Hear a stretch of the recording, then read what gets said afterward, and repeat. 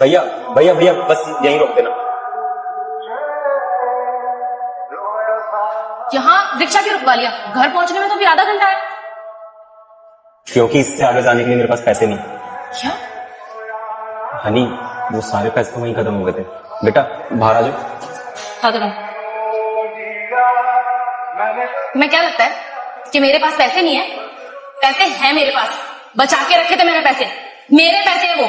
अगर तुम पर भरोसा करूंगी ना तो एक दिन मेरी ऐसी नौबत आ जाएगी कि कहीं पर खड़े होकर मुझे भीख मांगनी पड़ेगी। तुम्हारे साथ शादी करना मेरी जिंदगी की सबसे बड़ी गलती थी। चलिए भैया।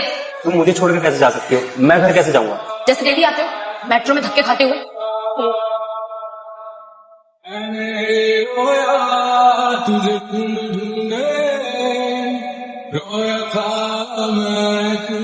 मुझे तो पता था अगर तुम पर भरोसा करूंगी ना तो एक दिन मेरी ऐसी नौबत आ जाएगी कि कहीं पर खड़े होकर मुझे भीख मांगनी पड़ेगी। तुम्हारे साथ शादी करना मेरी जिंदगी की सबसे बड़ी गलती थी।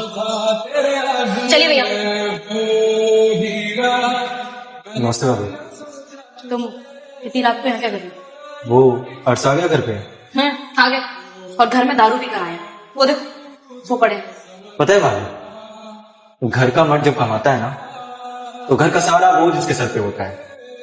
और वही मर्द अगर घर पे नकारा बैठ जाए, उसके पास जॉब ना हो, उसकी जेब में पैसे ना हो ना, तो वही घर का सबसे बड़ा बोझ बन जाता है। आप बोलना क्या चाहते हैं? प्लीज साफ साफ बोलिए, मुझे कुछ समझ में नहीं आ रहा है। मेरे कहने का मतलब ये है भाभी कि अर्श पिछले 2 महीने से कोई नौकरी नहीं कर रहा हो, उसकी नौकरी छूट गई है।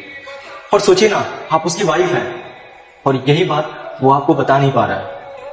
भाभी ये ना आपके घर का पर्सनल मैटर है, मुझे नहीं बोलना चाहिए, लेकिन वो क्या है ना कि अर्श मेरा बचपन का दोस्त है। मैं उसको अच्छे से समझ सकता हूँ कि वो किन परिस्थितियों से गुजर रहा है। अगर कुछ ज्यादा बोल दिया हूं तो उसके लिए माफी चाहता हूँ। चलता हूँ।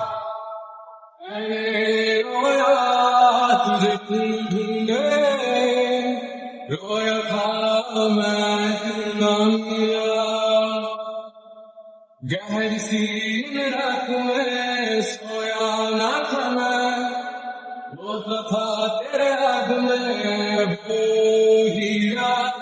मैंने न सोचा तुझे बस रोना